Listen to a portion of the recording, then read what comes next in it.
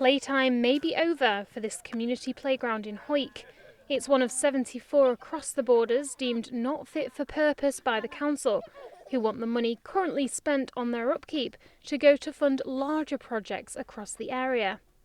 But losing their local play park is something some locals won't let slide. It's quite unacceptable. We as a council pride ourselves, or supposed to pride ourselves, on promoting healthy lifestyles and encouraging our youngsters to lead outdoor activities. And what are we going to do? Close all the play parks? And I mean, it's unthinkable. It's complete madness.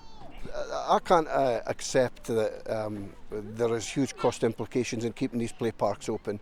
I'll lick a paint and keep them safe. That's all people are asking, but we can't afford to lose them. For some parents, having play equipment so close is a comfort and something that makes their lives easier.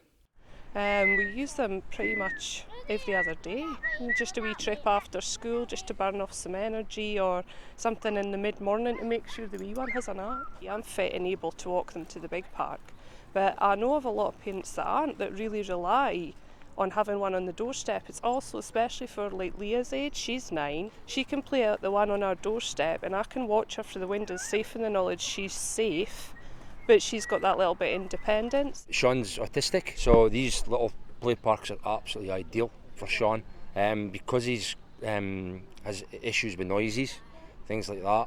We can go to one play park, there could be grass cutting going on, so we have to find another one. So if these play parks were done away with, we really are going to be struggling. The council say the 74 parks highlighted for removal are the ones in the poorest condition, and that will still leave nearly 170 in operation. They say this work is necessary for investment to be made in new facilities. This new play park in Coldstream is due to open at the end of the month. You can actually hear some of the last-minute work going on behind me.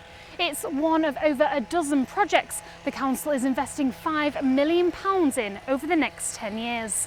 I think people need to see these new play parks that are coming forward as a big leap forward.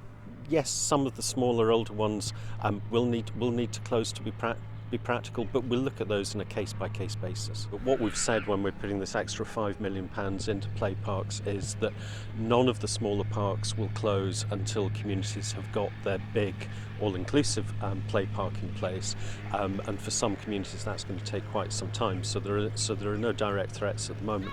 So far, the closures are just a proposal.